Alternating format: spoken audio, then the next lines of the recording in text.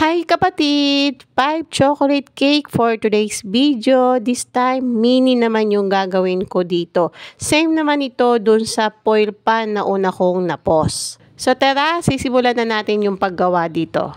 Una muna natin gagawin ay ang choco fudge. Pagsamahin lang natin yung cocoa, cornstarch, or purpose cream at saka yung condensed. So kung mapapansin nyo, hindi ko talaga nilalahat yung condensed. Nagtitira ko ng sa tingin ko, mga 3 tablespoon ito. Para di masyadong matamis. At ilalagay ko tong remaining condensed mamaya sa paggawa naman ng simpleng mousse. So after i-mix, lutuin lang sa low heat. Kapag mainit na yung mixture, pwede na ilagay dyan yung chocolate chips or kahit chocolate bar at saka yung butter. Continuous lang sa paghalo hanggang ma-reach natin yung ganito kalapot. Huwag nyo masyadong palalaputan kasi mamaya pag lumamig naman yan, sobra naman siyang lalapot.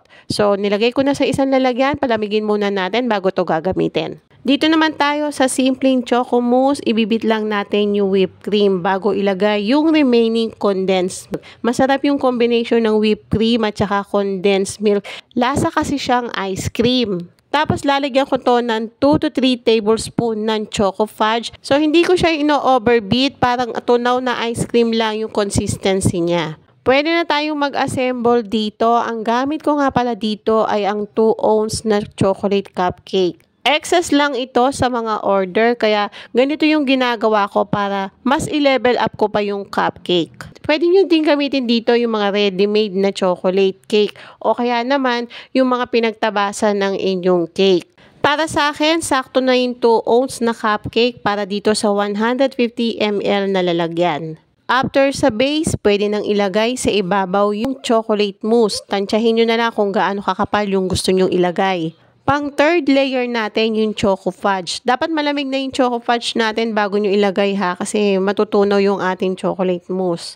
2 tablespoon naman yung nilagay ko dito. Pang-apat na layer, melted chocolate lang ito.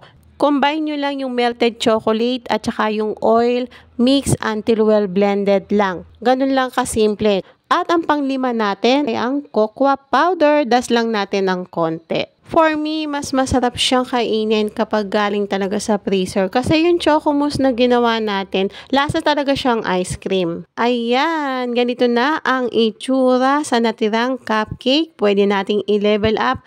Pwede rin nating pagkakitaan. Sa presyo, di ko alam kung applicable sa lahat ang price ko. Depende kasi sa area natin. Ang importante ay mag-costing tayo para di tayo lugi. Lalo na ngayon, sobrang mahal at pamahal pa ang ating mga ingredients na ginagamit. Yun lang. Thank you for watching. Bye-bye!